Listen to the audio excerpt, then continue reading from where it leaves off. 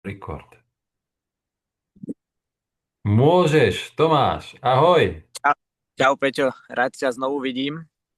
A ja A teba.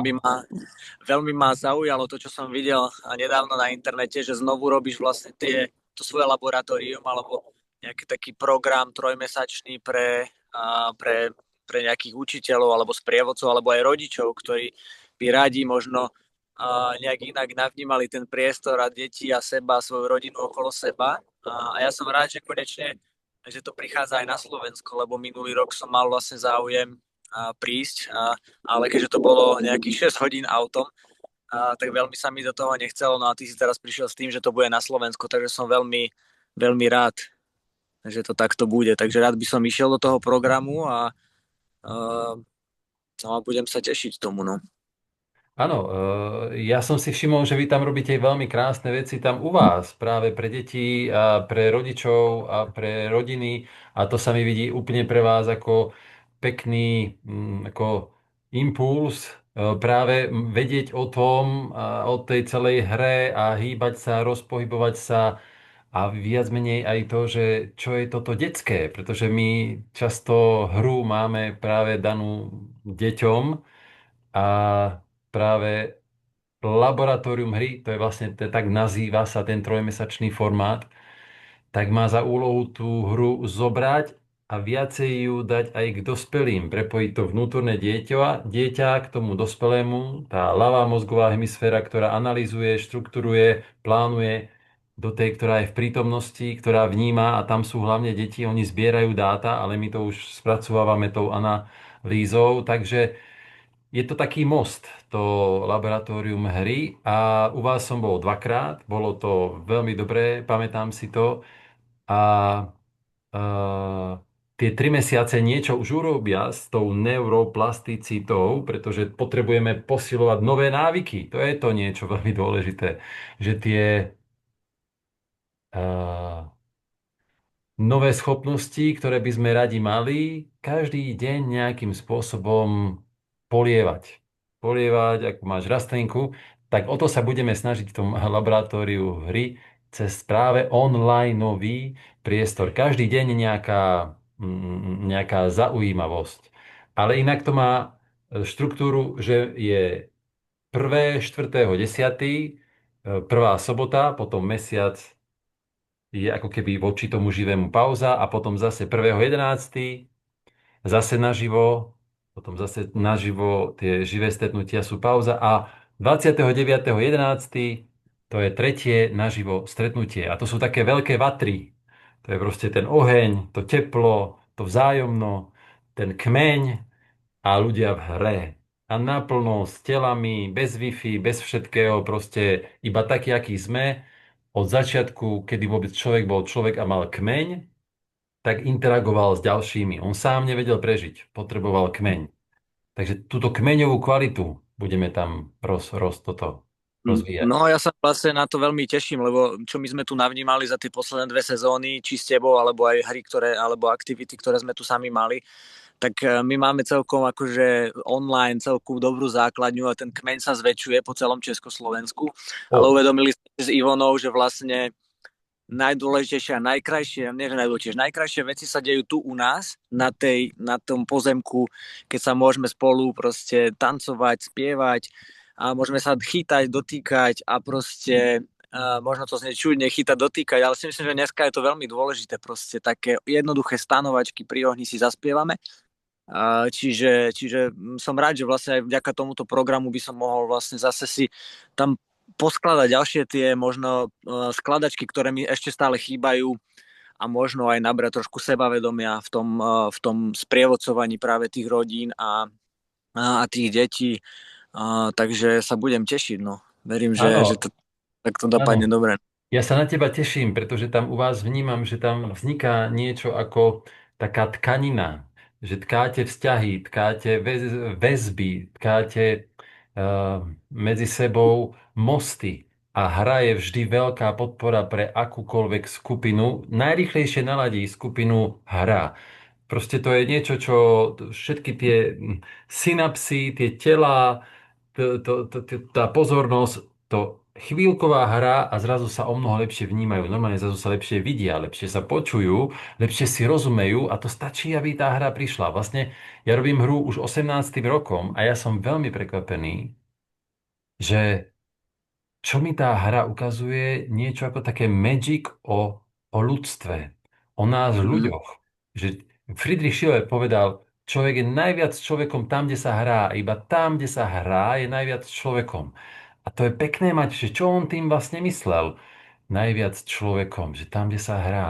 Ja verím, že keby sme mali tie neurologické rôzne ako snímače, a dala by sa tá aktivita mozgu snímať, tak by sa dalo vidieť, že pri hre sa zapína obrovsky veľa synáps. Ja som teraz čítal viac článkov o psychedelikách, čo vlastne robia. Že oni vlastne úplne integrujú tú sieť, čo tam máme, oni zapínajú čosi, čo bežne nemáme zapnuté. A to, čo máme bežne zapnuté, to vypínajú. Takže vlastne aj Mm. hra robí niečo, že vlastne zaktivováva veľa toho, čo taký potenciál je tam ľadom, ale zrazu musí človek telom, zmyslami, aj rozumom, aj citom, všetko a to veľa synáps sa zaktivuje a práve preto zrazu tá prítomnosť je niečo ako zhustená intenzita vedomia. A ja to volám celé toto laboratórium hry aj ako renesanciu hry pre túto modernú dobu, pretože my sme naozaj veľmi málo sa hýbeme oproti našim predkom. Veľmi málo sa hýbeme. Tak sa ešte nikdy ľudstvo málo nehýbalo.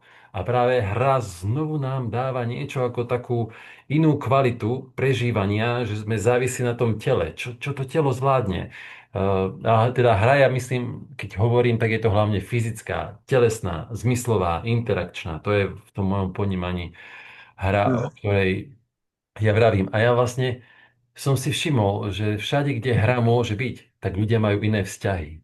Je to viacej teplejšie, akože od človeka k človeku, je to viacej bližšie, zrazu aj ako keby tam vzniká niečo, čo ako keby spoločná nejaká fluidita. Niečo sa aktivuje a tí ľudia v takom teple spolu spočívajú. Takže mám veľmi tú hru ako pred sebou ako výskum, že keď sa človek má dobre a v bezpečí, tak sa spontánne začína hrať. Normálne, dobre a bezpečí, väčšinou sú to prázdniny a ešte tam je to teplo. Že nemá povinnosti a tak sa uvoľňuje také niečo mäkké, čo potom interaguje so svetom, tam sú deti, oni bez hry vôbec nemôžu sa spojiť so zemou, to sa vlastne nedá.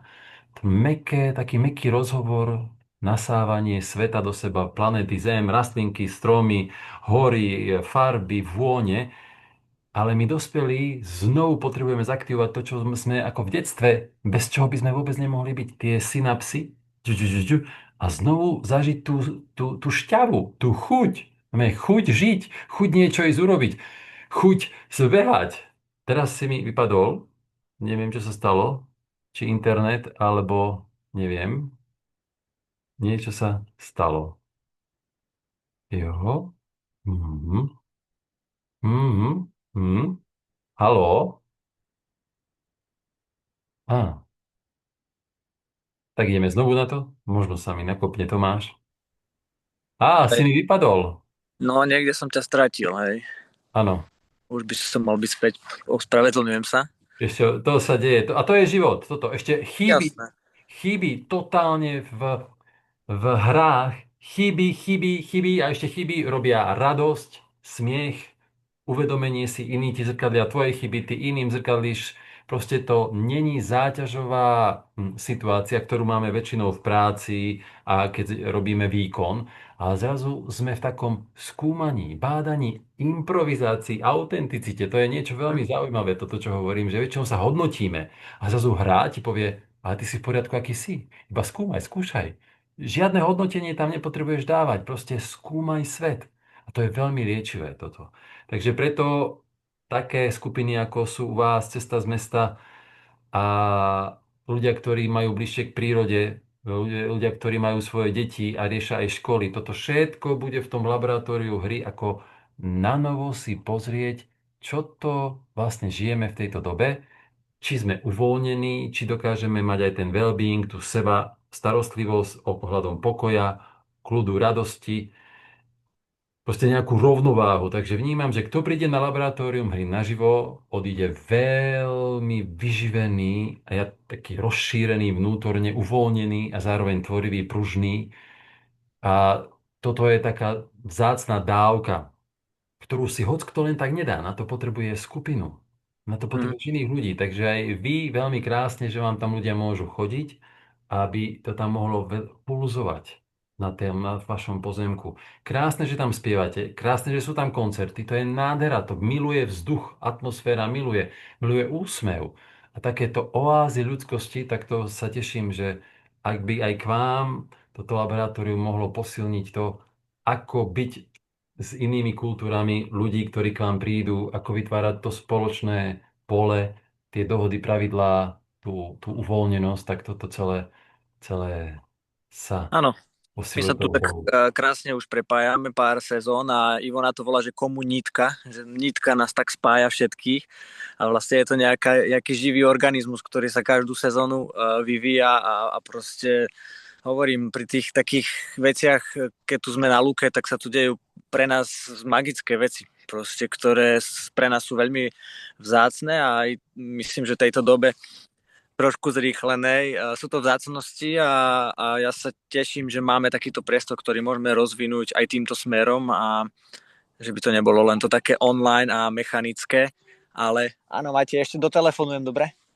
Jo, budeme končiť, super. Dobre, nech Hej, to Matej, ohraničuje. Matej ma už volá do nejakej hry, ale už som Áno, ľúbil. takže je komunita, ináč aj to telo komunity, kmeňa, organizmu, to robí z nás hra. Že som ako bunka, ale vo väčšom tom pohybe, väčšej skupine a také fraktály vznikajú a to je tak vzácne.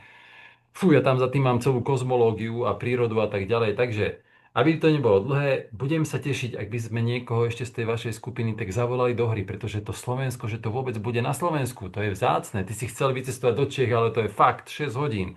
Takže ja No, budem cestovať k vám na Slovensko a niečo bude aj pod Tatrami. Nech máme to silu od Tatier získame pre tie súčasné časy. Takže podpora rodiny, podpora nového pohľadu na vzdelávanie, tak aby deti mohli byť sebou. presne tak. Budem sa tešiť, verím, že to zasiahne aj náš kmeň a že sa niekto pridá ku mne do tohto programu, no a že sa tam všetci stretneme a poriadne sa pochytáme a zahráme. Jasné, áno, áno, naživo. Dobre, Tak, ďakujem veľmi tak. pekne. Laboratórium hry. Áno, pozdravujem a teším sa na stretnutie. Čaute. Čau. Ďakujem.